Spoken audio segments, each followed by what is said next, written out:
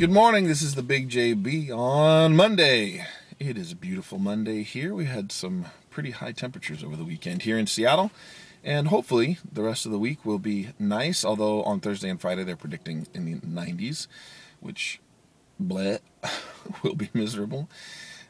So pretty good weekend this weekend. Got a lot of stuff done. I finally, after I don't even know how long, it's at least 2 years, I reorganized all of my comics, which is awesome. I have, how many do I have? 1, 2, 3, 4, 5, 6, 7. I think I have 7 long boxes of comics. And I had one in our bedroom, which is the one that I used for the stuff that I was actively collecting. And I am not actively collecting anything, as I mentioned in a previous Morning Thunder. And so I don't know what happened, but there have been a couple of times recently where I'm like, I'd really like to read some of my older stuff, the stuff that I had collected in the past, because they were good stories. And I'm trying not to mess around on my iPod before I go to bed, because it means I end up staying up late. I mentioned that before too. So I went through and I organized my comics, and I'm starting with A, and I'm going through and pulling stuff that I haven't read in a long time, and just kind of enjoying it, having them there. Some of the stuff I collected was just really bad, especially stuff from the kind of the early 90s, especially when Image got started. Excuse me. Rob Liefeld. Oh, good grief. What a terrible artist. At the time, everybody thought he was hot snot. He had his own Levi's commercial, I think, at the time. But the dude couldn't draw feet. He couldn't draw arms. There was a lot of stuff that he was pretty bad at. So I look back on the inking style and the method of shading that people used, and there were some people who did an amazing job. Now, obviously, in comics you have exaggerated proportions and that kind of stuff, but there were some inkers even then who still did a great job and didn't make everything look the same. You compare that to now, and the lines seem like they're a lot cleaner, a lot easier to look at. So that was really enjoyable, very satisfying to get that all organized and good to go.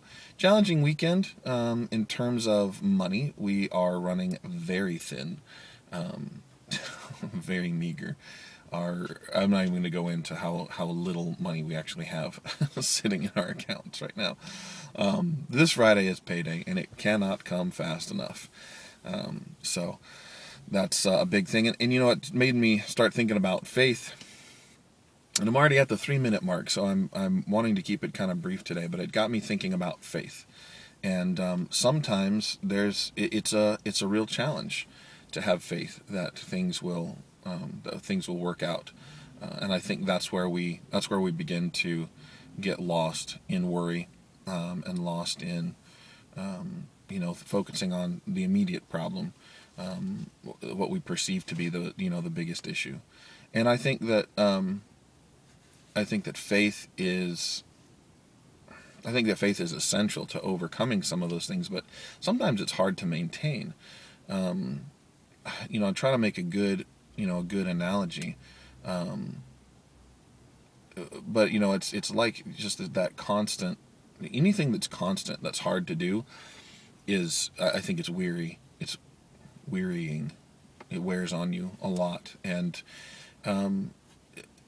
but I also know that we need to endure. We need to push through. And so that's kind of what I've been thinking about lately. I will probably go into that more tomorrow, because there's some analogies and kind of some exposition I'd like to do on that topic. But I guess that I would encourage you that if you're in a spot right now that's difficult, as my father always, not always, but in the last few years has said, that worrying, it does no good, right? There's that old Baz Luhrmann song about sunscreen. And there's a line in it that says worrying does about as much good as trying to solve algebra by chewing gum. Worrying doesn't help you. You spend useless mental cycles and energy on worrying about something. And so, as another friend of mine says, change what you can. If you can change it, then do so. If you can't change it, then don't worry about it, because you can't change it. My dad also encouraged excuse me, also encouraged me that instead of worrying, that we should pray. And being a person of faith, obviously, that is more to me. That means a lot to me. And in my mind, what that does is that engages a completely different part of your will, a completely different part of your mind, moves it into the realm of where you put your faith. And instead of worrying and just, chewing that thing over and over again in your mind, just to begin to pray about it and to put it in the hands of a higher power. For me, that's God and Jesus Christ. But I know that not everybody believes that, but I still think that would apply to anybody who has some kind of faith. So that's it for today. 6 minutes. Sorry, I was trying to keep it shorter.